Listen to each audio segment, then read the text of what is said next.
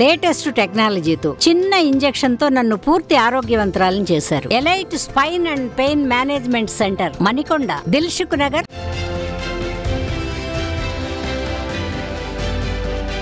తెలంగాణ, ఆంధ్రప్రదేశ్ రాష్ట్రాల్లో లోక్సభ ఎన్నికలు ముగిశాయి. అన్నింటికంటే ముఖ్యంగా ఏపీలో అసెంబ్లీ ఎన్నికలు కూడా పూర్తయ్యాయి.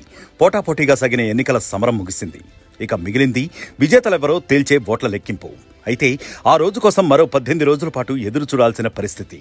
మొత్తంగా ప్రజలు ఎవరిని తమ ప్రతినిధిగా ఎన్నుకున్నారో తెలియాలంటే జూన్ 4వ తేదీ వరకు వెయిట్ చేయాల్సిందే.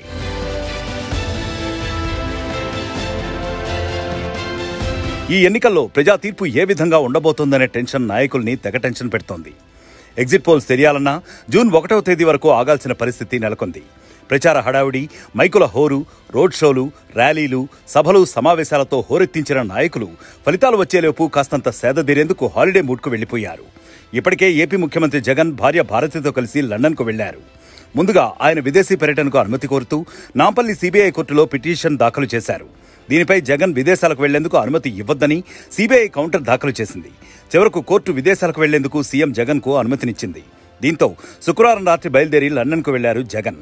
మే 31వ తేదీన అంటే ఎన్నికల కౌంటింగ్కు 4 రోజుల ముందు మళ్లీ ఏపీకి తిరిగొస్తారు జగన్.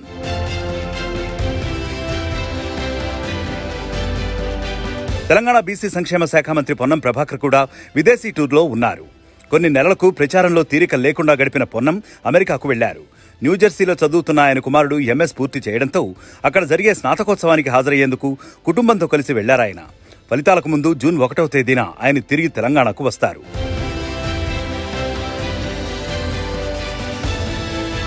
తెలంగాణలో మరో కాంగ్రెస్ నేత వినయ్ రెడ్డి కూడా విదేశీ పర్యటనకు వెళ్లారు. సింగపూర్లో హాలిడే ఎంజాయ్ చేస్తున్నారాయన.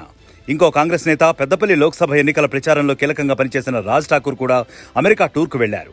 ఈ మేరకు ఆయన ఫేస్బుక్లో పోస్ట్ చేశారు.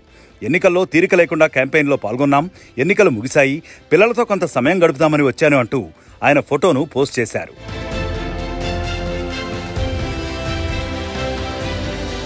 మరికొందరు నేతలు దేశంలోనే ఇతర పర్యాటక ప్రాంతాల్లో 2-3 వారాలు గడిపేలా ప్రణాళికలు సిద్ధం చేసుకున్నారు. ఇంకొందరు ఎలాంటి హడావిడి లేకుండా తమ ఇండ్లు, ఫామ్ హౌస్లకే పూర్తి స్థాయిలో పరిమితమయ్యారు. 1-2 వారాల పాటు కలవడానికి కూడా ఎవరూ రావద్దని ఆదేశిస్తున్నారు. గ్రామ, మండల స్థాయి లీడర్లు ఇప్పటికే ఎండల నుంచి ఉపశమనం పొందేలా సేదతీరేందుకు శీతల ప్రాంతాల విడుదలు వెతుక్కుంటున్నారు. మొత్తంగా నాయకులంతా హాలిడే మూడ్లో కనిపిస్తున్నారు.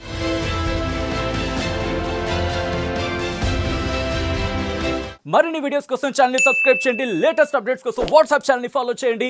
అండ్ లింక్ డిస్క్రిప్షన్ లో ఉంది.